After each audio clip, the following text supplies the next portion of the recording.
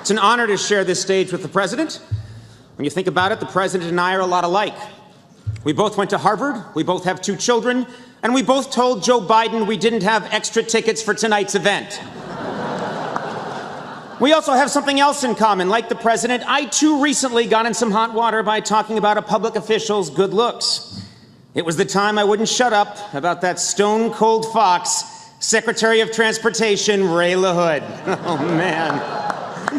I like the cut of his jib. But President Obama, you had some great jokes. It was a pleasure watching you stand up here and do what I do. So now it's only fair that I get to do what you do. That's right, ladies and gentlemen. For the next 15 minutes, I'll be mired in a tense, dysfunctional standoff with Congress. It's been several months since you were reelected, sir. So I'm curious, why are you still sending everyone 5 emails a day asking for more money? You won! Do you have a gambling problem we don't know about? Did you put it all on Gonzaga? You did, didn't you? He did!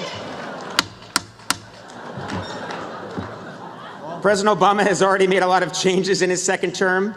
Sir, you recently appointed John Kerry and Chuck Hagel. Very smart move. You appointed the only 2 people in the United States who look even more tired than you. It's a great strategy. Mr. President, you're going to leave office as a very young man, and yet the presidency has taken its toll.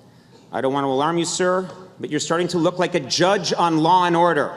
It's amazing to think how much our country has changed in 18 years. Think about it.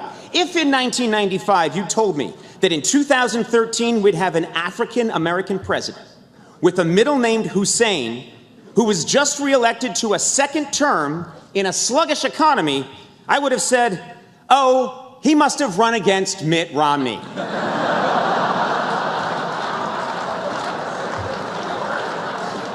By the way, no offense, Mr. President, I do congratulate you on your victory, but as a late-night comedian, I was kind of pulling for the rich guy whose horse danced in the Olympics.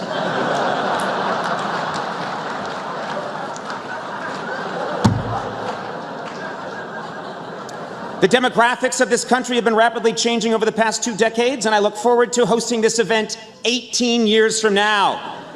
Then my opening line will be, Buenos noches, es un honor poder hablar en esta escena de los corresponsales de la Casa Blanca. Sí, especialmente al presidente Mario Lopez. The Republican failure to recapture the White House. Hard to believe the Republicans didn't fare better in the election with the support of celebrities like Ted Nugent and Meatloaf. I guess they overestimated the number of voters who still drive carpeted vans.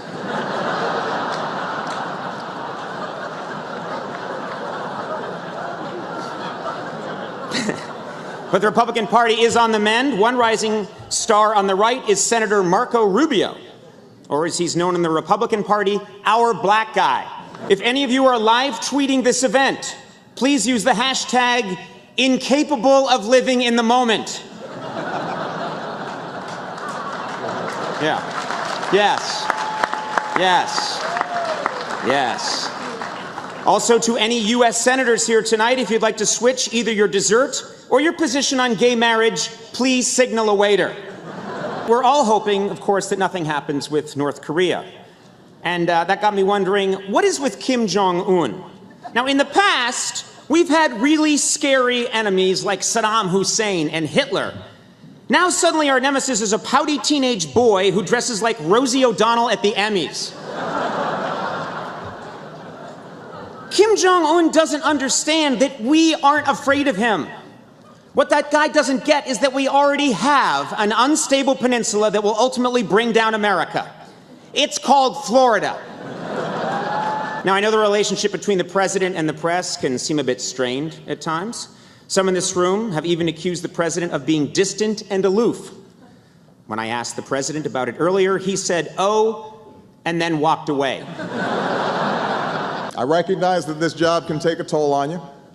I understand second term, need a burst of new energy, try some new things, and my team and I talked about it. We were willing to try anything, so we borrowed one of Michelle's tricks.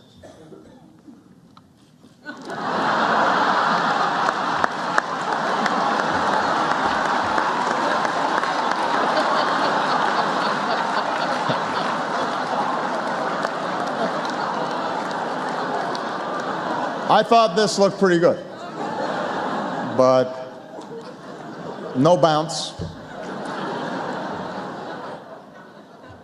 Anyway,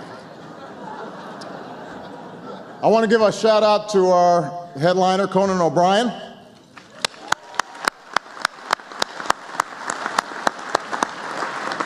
I was just talking to Ed, and I understand that when the Correspondents Association was considering Conan for this gig, they were faced with that age-old dilemma. Do you offer it to him now or wait for 5 years and then give it to Jimmy Fallon?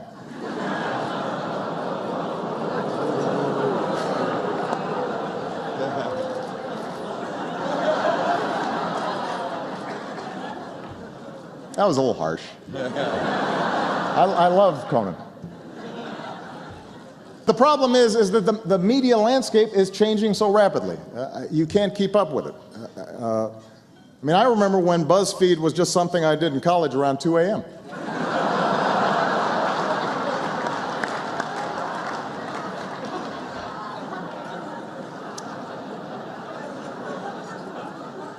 It's true. Those of us in the press, those who produce entertainment for our kids, those with power, those with influence, all of us, including myself, we can strive to value those things that I suspect led most of us to do the work that we do in the first place, because we believed in something that was true, and we believed in service, and the idea that we can have a lasting positive impact on the lives of the people around us. And that's our obligation. That's a task we should gladly embrace on behalf of all those folks who are counting on us, on behalf of this country that's given us so much. So thank you all to the White House correspondents for the great work you do. God bless you all. May God bless the United States of America.